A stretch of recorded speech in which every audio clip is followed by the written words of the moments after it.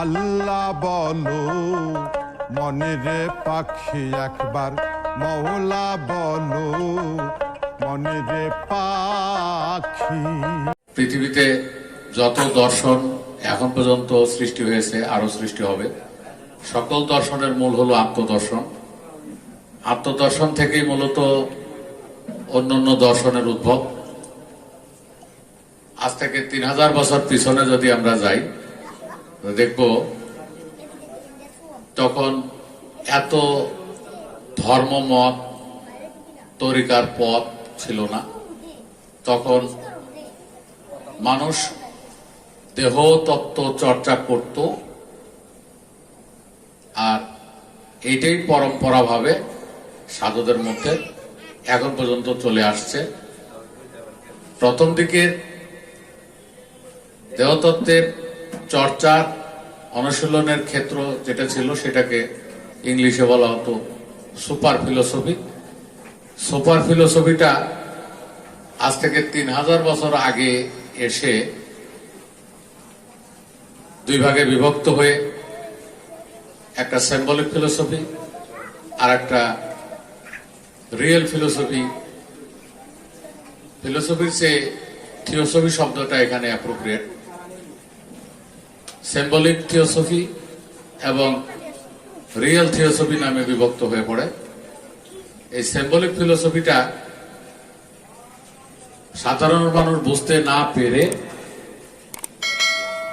এখান থেকে ধর্মীয় মতবাদ বা সাম্প্রদায়িক মতবাদ একের পর এক সৃষ্টি করেছে। এই সাম্প্রদায়িক মতবাদের অনুকূলে থেকে আবার কিছু মানুষ তরিকা, মাযহাব, গোত্র, দল, উপদল ইত্যাদি তৈরি করেছে। আমরা মুসলমান সম্প্রদায়ের যারা আছি তারা ধর্মীয় মতবাদের অনুকূলে, সাম্প্রদায়িক মতবাদের অনুকূলে অনেক তরিকা, মাযহাব আবিষ্কার করেছে। মাযহাবগুলোকে সাম্প্রদায়িকরা গ্রহণ করে, বলে যে মাযহাবগুলো মান্য। তরিকাগুলো সাম্প্রদায়িক মতবাদের অনুসারীরা কখনোই গ্রহণ করে না। আমার জানা মতে এখন পর্যন্ত প্রায় কয়েক লক্ষ সাম্প্রদায়িক মতবাদের অনুকূলে মাযহাব গড়ে উঠেছে। আর হিন্দু মতবাদেও অনেকগুলো গোত্র গড়ে উঠেছে। হিন্দুদের মধ্যে প্রধান 4টি গোত্র: ব্রাহ্মণ, বৈষ্ণব, শূদ্র, ক্ষত্রিয়। আর মুসলমানদের মধ্যে প্রধান 4টি মাযহাব: হানাফি, শাফি, মালিকি, হাম্বলি।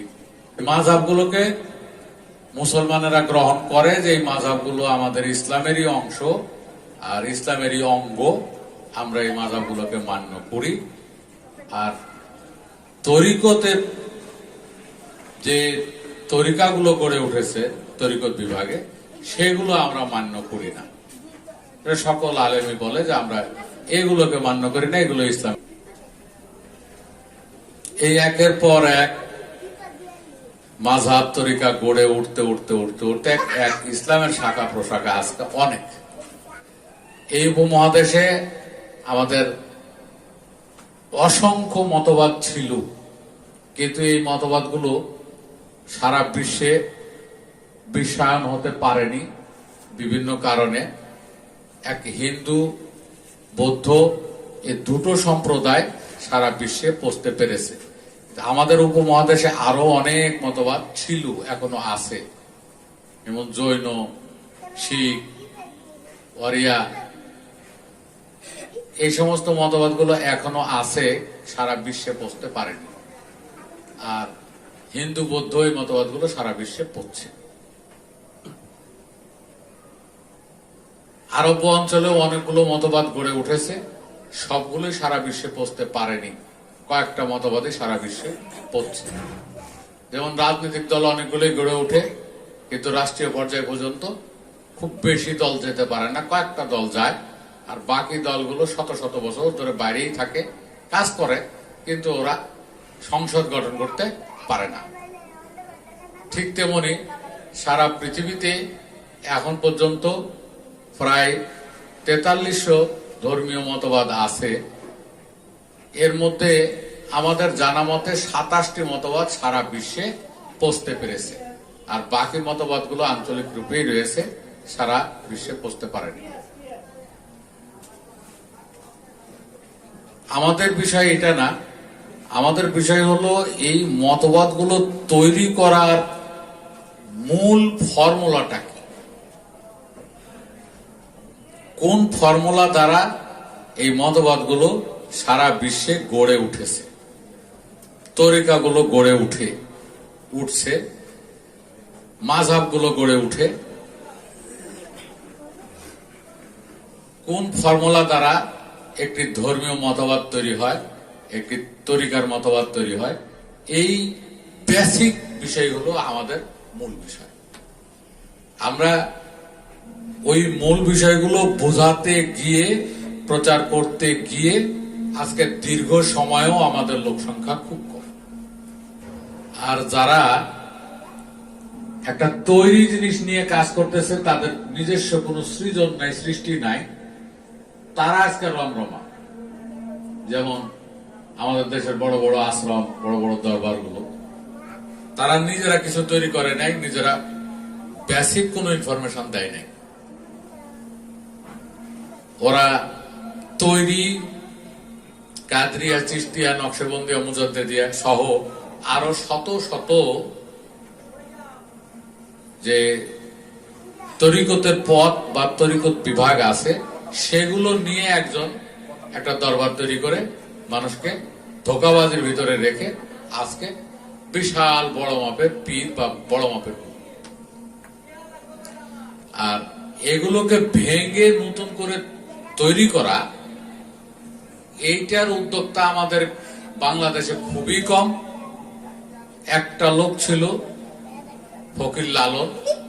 ফকির লালন চেয়েছিলেন যে প্রচলিত যে সাম্প্রদায়িক একাধিক বিভাগ আছে, এগুলোকে ভেঙে আমি রিফরমেশন করে একটি ধারায় নিয়ে আসব। উনি তখন থেকেই কাজ শুরু করেছিলেন। তখন না হলেও ফকির লালনের জন্ম 1774 সালে, আর ওনার মৃত্যু 1890 সালে। 1774 সাল থেকে 1890 116 বছর হয়। তো একটা মানুষের সাবালক হতেও তো 20 বছর লাগে। ফকির লালন এই সাম্প্রদায়িক মতবাদ, ধর্মীয় মতবাদ, এগুলোকে রিফরমেশন করে বাঙালিদের মন মতো করে একটি দল, একটি মত, সংগঠন তৈরি করার চেষ্টা করেছিলেন। এই প্রচলিত সাম্প্রদায়িক ভাবধারার অনুসারী হিন্দু ঠাকুর পুরোহিত এবং মুসলমান আলেম, মোল্লা, মুন্সিরা তাকে বহু নির্যাতন করেছে, ভাঙতে দিবে না। এই প্রচলিত ভাবধারায় থাকতে হবে মানুষকে, এই ধর্মীয় শৃঙ্খল পরে, সাম্প্রদায়িক শৃঙ্খল পরে থাকতে হবে। এখান থেকে মানুষ স্বাধীনতার দিকে, মুক্তির দিকে যেতে পারবে না। লালন সাহেব থেমে থাকেন নাই। উনি ওই সময় তার লিখনী দ্বারা চেষ্টা করেছেন, যেমন এমন সমাজ কবে গো সৃজন হবে যেদিন হিন্দু, মুসলমান, বৌদ্ধ, খ্রিস্টান জাতি গোত্র নাহি রবে। এই কথাটা কখন বলতে পারে? পাত্রে যা আছে ঢাললে তো তাই পড়ে। তো ওনার ভিতরে যা ছিল সেটাই তো ওনার কলমে বেরিয়ে এসছে, আর আমার ভিতরে যা আছে এটাই আমার মুখ দিয়ে বার হবে, আমার কলম দিয়ে বের হবে, তাই না? তো ওনার এই চেষ্টাটা তখন যদিও সফল হয়নি, কালের আবর্তন বিবর্তনে 1990 সালের পর থেকে তার আশ্রম আখড়ায় নিয়মিত লালন উৎসব, লালন স্মরণ উৎসব আরম্ভ হয়, সেটা এখনো চালু আছে। আর এর আগ পর্যন্ত উনি করতে পারেন নাই, ওনার জীবদ্দশাও বহুবার বাধা আসছে, আর ওনার এই প্রয়াণের পরও অনেক বাধা বিপত্তি এসছে। ইভেন 90 সালের পূর্ব পর্যন্ত সাধুরা ওখানে বসতেই পারত না, অনুষ্ঠান লালন স্মরণ উৎসব করতে দিত না। ওরা ফকিররা বা সাধুরা, লালন অনুসারীরা ওই ঠিক ওনার প্রয়াণ বার্ষিকীতে এবং উনি যে দোল পূর্ণিমায় যে অনুষ্ঠানটা করতেন সেই অনুষ্ঠানে এসে হাজির হতেন, কিন্তু এই রক্ষণশীল সাম্প্রদায়িক মতবাদের ধ্বজাধারী আলেম, মোল্লা মুন্সি আর হিন্দুদের ঠাকুর পুরোহিতরা ওই সমস্ত সাধুদের বসতে দেন। তাই বলে কি ওনার অনুসারীরা থেমে ছিল? এখন কি থেমে আছে? সেটা আজকে বাংলাদেশে যেভাবে ছড়িয়ে দিয়েছে এবং দিচ্ছে, এইটা আর হয়তো এক জেনারেশন 25 বছর, এই 2050 সাল এলে হয়তো দ্বিতীয় জেনারেশন, এখন চলে 2022, তাহলে 2050 সালের ভিতরে দেখা যাবে যে লালন মতবাদটাই আমাদের এই ভারতীয় উপমহাদেশে এপার বাংলা ওপার বাংলা তো সব মিলিয়ে প্রায় 40 কোটি লোক বাঙালি, বাংলা ভাষায় কথা বলে সারা বিশ্বে প্রায় 40 কোটির মতো, বুঝতে পারো? 40 কোটির মধ্যে আমরা বাংলাদেশে বাস করি কত? 18 কোটি। বাকিগুলো তো আশেপাশে ভারত এবং আশেপাশের আরো কিছু আছে।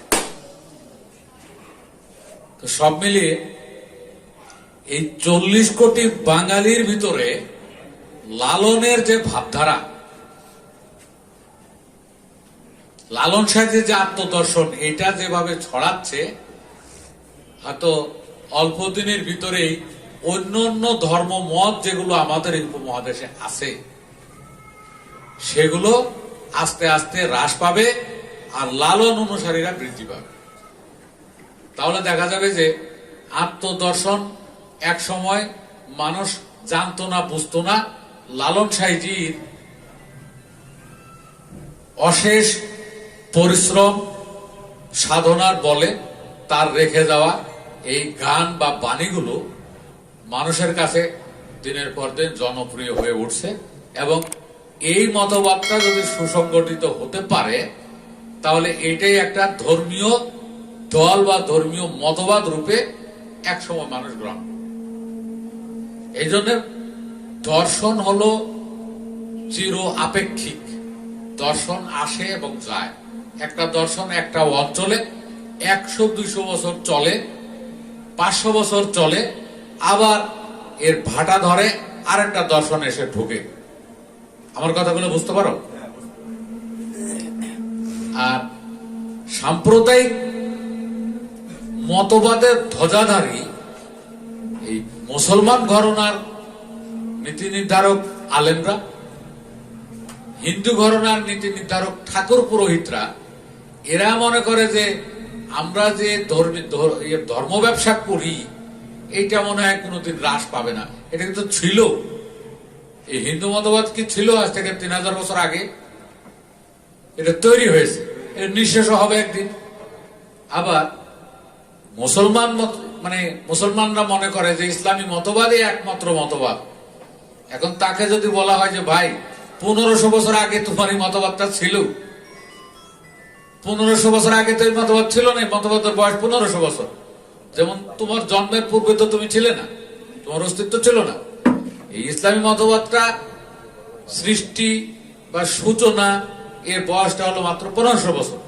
এর আগে তো অন্যান্য মতবাদ ছিল, এর আগে ইহুদি মতবাদ ছিল, খ্রিস্টান মতবাদ ছিল, বুদ্ধিস্ট মতবাদ ছিল, হিন্দু মতবাদ ছিল, ইসলামী মতবাদ ছিল না।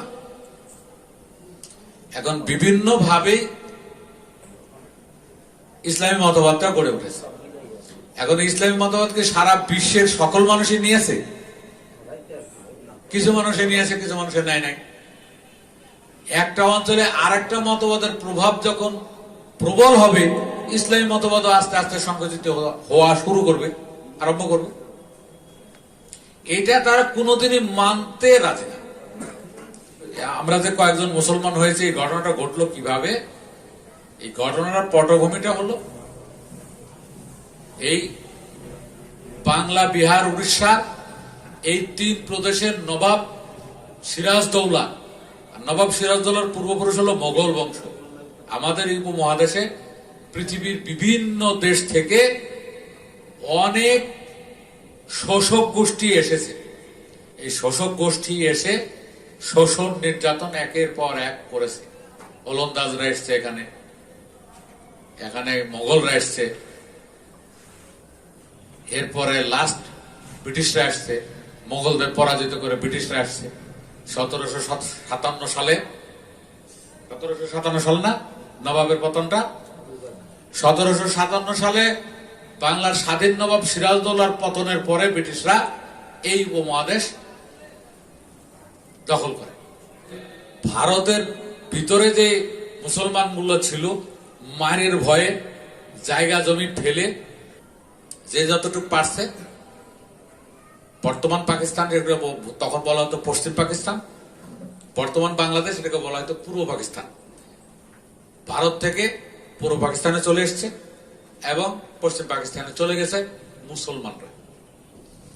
পাকিস্তানে যে হিন্দু ছিল, বাংলাদেশে যে হিন্দু ছিল, মায়ের ভয়ে, জানের ভয়ে এরা ভারতে চলে গেছে। গিয়ে দেখা গেল যে আমরা এটা মুসলমান পাড়া হয়ে গেলাম। ভালো করে বুঝো, আমরা এখানে মুসলমান সংখ্যাগরিষ্ঠ হয়ে গেলাম, হিন্দুরা পালিয়ে গেল। আর ভারতে ওরা হিন্দু সংখ্যাগরিষ্ঠ হয়ে গেল, মুসলমান পালিয়ে গেল। কথা বুঝাইছে? আর না হলে এখনো কিছু হিন্দু, কিছু মুসলমান, কিছু বৌদ্ধ, কিছু খ্রিস্টান থাকতো। এই এক দেশ থেকে আরেক দেশে যায় যারা, তাদেরকে বলা হয় রিফিউজি। এই কারণে বাংলাদেশের আনাচে কানাচে যত জায়গা জমির ঝামেলা, সেগুলো হিন্দু আনা বেশি। ওই যে হিন্দুরা 47-এ পালিয়ে গেছে আর আসে নাই, ওই জায়গা জমিগুলো কি হয়েছে? কখনো সরকার 1 নম্বর খতিয়ানে, খাস খতিয়ানে নিয়ে গেছে, কোনগুলো নিতে পারে নাই, একটা আইনের মাধ্যমে করছে। ভারতেও যে সমস্ত জায়গা জমি পড়ে আছে পতিত, এগুলো মুসলমানের জায়গা। কোন কোন জায়গায় করেছে, কিন্তু ম্যাক্সিমাম জায়গায় করে না। তাও বাংলাদেশে এখনো হিন্দু আছে। আর ভারতে মুসলমান তো রাখেই নাই, ওই অঞ্চলে কোনো মুসলমান নেই, বহু জায়গা আছে। কিন্তু আমাদের দেশে এখন পর্যন্ত এমন 2-1টা গ্রাম পাওয়া যাবে না যে একজনও হিন্দু নেই। 2-4 জন হিন্দু আছে, সব গ্রামেই আছে। কিন্তু ভারতে বহু জায়গা আছে, গ্রামের পর গ্রাম, থানার পর থানা আছে, একটা মুসলমান নেই। গেল কোথায়? একেবারে সমলে ধ্বংস করে দিচ্ছে। তখন 47-এ ওই পারের মুসলমান এপারে এসছে, এই পারের হিন্দু ওপারে গেছে। ওইটা হয়ে এখন হিন্দু প্রধান, এটা হলো মুসলমান প্রধান। এক জায়গার মানুষ আমরা না, কিন্তু কেউই বিভিন্ন জায়গা থেকে আসা, বুঝাইছে? এরপরে কিছু মুসলমান ওপারেও বেঁচে ছিল, কিছু হিন্দু এবারেও বেঁচে ছিল। আবার 49 এইরকম একটা দাঙ্গা হয়েছিল। এরপরে লাস্ট দাঙ্গাটা হলো এই যখন বাংলাদেশ, পূর্ব পাকিস্তান এবং পশ্চিম পাকিস্তান আলাদা হয়, এই 68, 69, 70, 71 ওই দাঙ্গায় আরো এবারে হিন্দু মুসলমানরা মেরেছে, ওইবারের মুসলমান হিন্দুরা মেরেছে। আজকে আমরা মুসলমান সংখ্যাগরিষ্ঠ, না হলে দেখা যেত যে আমরা এখানে যতগুলো লোক বসে আছি, অর্ধেক কিছু হিন্দু, কিছু বৌদ্ধ, কিছু খ্রিস্টান। সংখ্যাগরিষ্ঠতা হতো না, হয়ে গেছে। আর এই মুসলমানিত্ব নিয়ে এখন পর্যন্ত যারা লাফালাফি, যারা কোরআনবাজি, যারা এই স্বর্গবাজি, যারা কবরের আযাববাজি করতেছে, এরা একবারও ভাবে না যে আমার অতীত কোথায়, আমি কিভাবে এখানে এলাম, আমি মুসলমানটা হলাম কিভাবে, বাংলাদেশটা পেলাম কিভাবে, একটা বারও ভাবে না। আমি কোরআনটা পেলাম কিভাবে, একবার যদি ভাবতো যে আমিও মানুষ, অয়ও মানুষ, হিন্দুও মানুষ, মুসলমানও মানুষ, বিভেদ করেছে রাজনৈতিক নেতৃবৃন্দ, বিভেদ করেছে কিছু অজ্ঞ অশিক্ষিত গণ্ড, মোল্লা মুন্সি আর হিন্দুদের ঠাকুর পুরোহিত, এরা এই জাতিকে বিভক্ত করে রেখেছে এখন পর্যন্ত। মানুষ তো বিভক্ত হওয়ার মতো না, মানুষ কেন বিভক্ত হবে বারবার? আমি সৃষ্টিকর্তার উপাসনা করব, মন্দিরে যাই একরকম, মসজিদে যাই আরেক রকম, এরা কেউই কারোটা মানতে রাজি না। এই সারা পৃথিবীতে 4300 সাম্প্রদায়িক মতবাদ। এখন এই 4300 সাম্প্রদায়িক মতবাদের ঠাকুর পুরোহিতরা যদি একই কথাই বলে, মারামারি ছাড়া কোনো কিছু হবে? এইটা যুগে যুগে মারামারি হয়েছে, এখনো হচ্ছে। এই তো কয়েক বছর আগেই দিল্লিতে সকল মুসলমান একদিনে মেরে ফেলার জন্য যে উদ্যোগটা নিল, একদিনে 200 কিন্তু পিটিয়ে মেরে ফেলেছে। আমি রাজশাহীতে একটা বক্তব্যের ভিতরে রাজশাহী গিয়ে বড় একটা আশ্রম, সেই আশ্রমে বলছিলাম যে একজনে বলছে যে উনি আত্মতাত্ত্বিক দার্শনিক, আরো 2-4 জনের নাক ছিটকে না, বোঝো, টিটকারি মারা দার্শনিক, একটা টিটকারি মারা। তা আমি বললাম যে দার্শনিক হওয়ার জন্য মোটা তাজা হওয়া লাগে না, একটা দর্শন প্রণয়ন করার জন্য সুন্দর ফিগার, মোটা তাজা বংশীয় ঘরের হওয়া লাগে না। যারা দার্শনিক তারা সহজ সরল, তাদের চেহারা কিম্ভূত কিমাকারও হতে পারে, আবার তাদের চেহারা সহজ মানে খারাপও হতে পারে। এরা যে দার্শনিক না, একজন দর্শনের অধ্যাপক বলছে যে না না না, এটা দার্শনিক বলা যায় না। আমি বললাম দার্শনিক বলা যাবে 100 বার। আমরা দর্শনের প্রণেতা, দর্শনের প্রবক্তা, আমরা দর্শনের টিচার। এখন দার্শনিক হওয়ার কি কি যোগ্যতা সেটাকে বলেন, ঠিক আছে। আরে যারা বিশ্ববিদ্যালয়ে, কলেজে এবং স্কুলে দর্শন সাবজেক্টটা পড়ায় তারাও দার্শনিক, তবে তারা প্রকৃত দার্শনিক না, দর্শন পড়ানো দার্শনিক। যারা মেডিকেলে পড়ায় এরা ডাক্তার। কেউ কি তাদের ডাক্তার ছাড়া অন্য কিছু বলতে পারবে? মনে করে যে দার্শনিক হতে গেলে অনেক বড় মোটা তাজা হইতে হবে, অনেক বয়স হইতে হবে, দাড়ি এরকম হইতে হবে, চুল এরকম হইতে হবে, নাহলে দার্শনিক কিসের?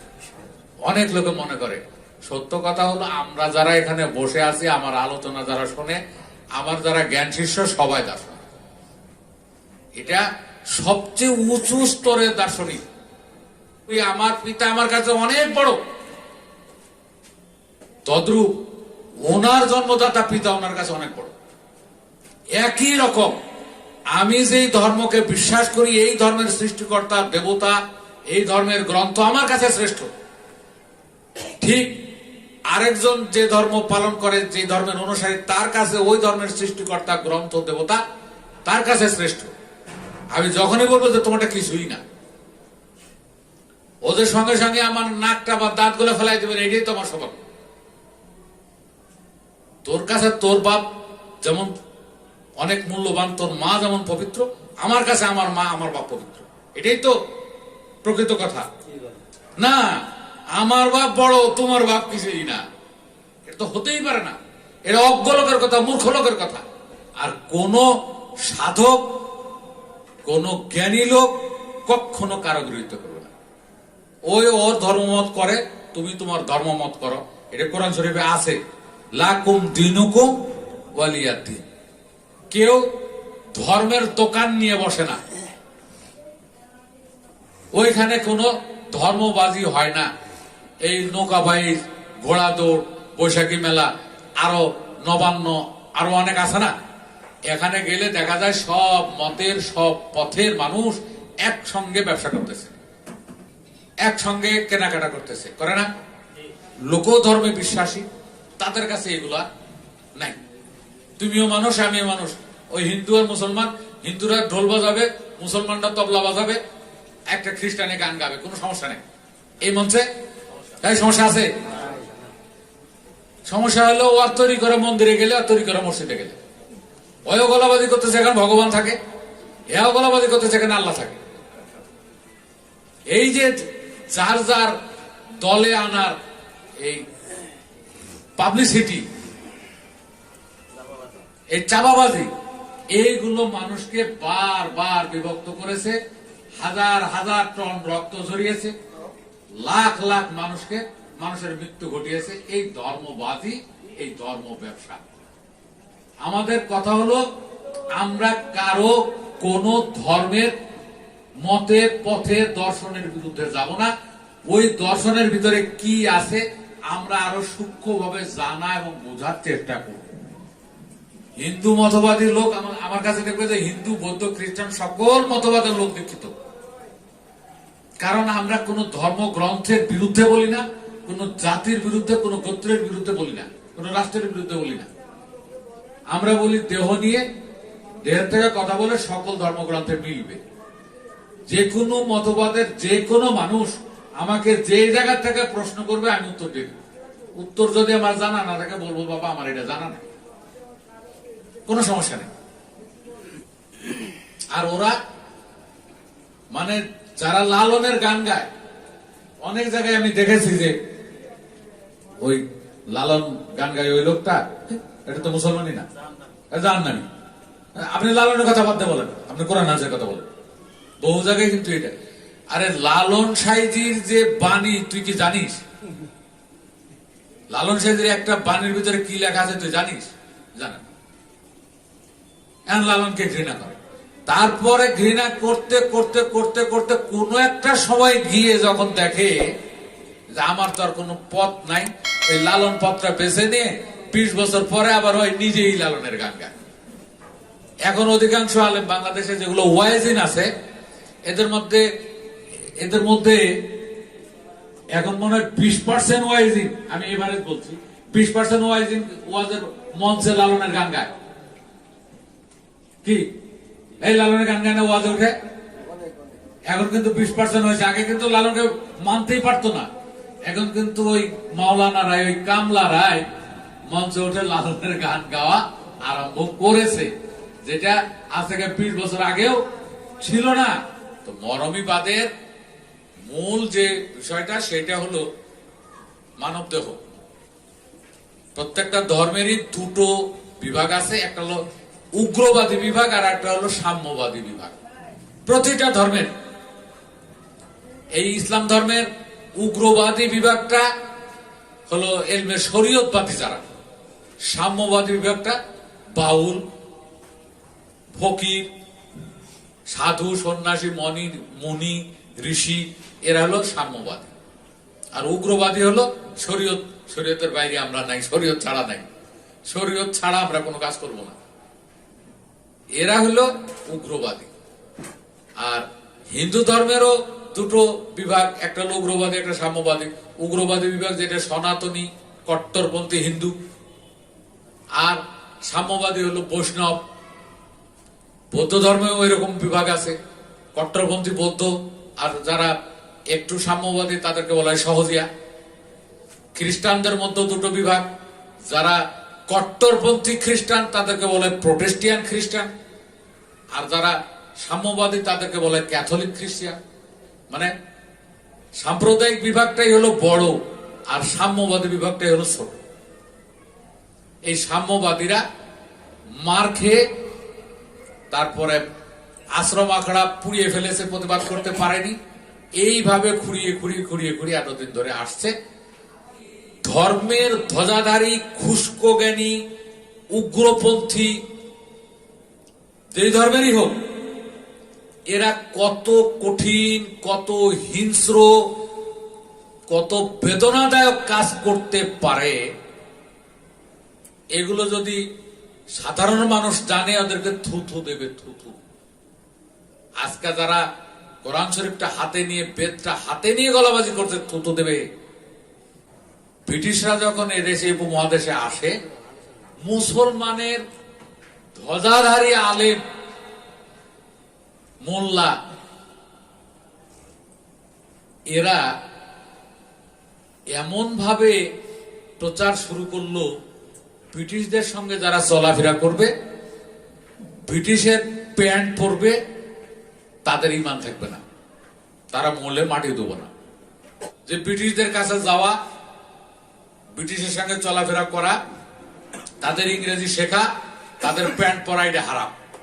যদি কেউ ইংরেজি শিখায় মুসলমান থাকবে না, যদি কেউ প্যান্ট পরে তাহলে আর ইমান থাকবে না। ব্যাস, মুসলমানরা গেল না, ফতোয়ার ভয়ে ইমাম তো মূল্য মাটি দিবে না। হিন্দুরা গোপনে গোপনে গেল, যা তাদের স্কুলে ভর্তি হলো, ইংরেজি শিখলো, শিখে হিন্দুরা ওই অফিসের দারোয়ান, পিয়ন, কেরানি, চাপরাশি, তহসিলদার, কালেক্টর, এগুলো হয়ে গেল। সেখান থেকে আজকে আমাদের পুরা ভারতবর্ষটা হিন্দুদের দখলে চলে গেল। গিয়ে এই যে আমাদের দেশে যতগুলো রাজবাড়ি আছে, মুসলমান রাজবাড়ি কটা আছে? এই উপমহাদেশের রাজা হলো কারা? কার কারণে হলো? ওই কাঠমোল্লারা যখন ফতোয়া দিল যে কেউ ইংরেজি শিখতে পারবে না, ইংরেজি শিখলে ইমান থাকবে না, মুসলমানরা গেল না, হিন্দুরা গেল। হিন্দুরা গিয়ে তাদের পা ধরলো, কদম বসি করলো, স্কুলে ভর্তি হলো, ইংরেজি শিখলো, শিখে বাস এই পুরা বাংলাদেশের যতগুলো রাজবাড়ি আছে সবগুলো ওরা রাজা হয়ে গেল। মুসলমানরা যে পদদলিত, সেই পদদলিতে থাকলো।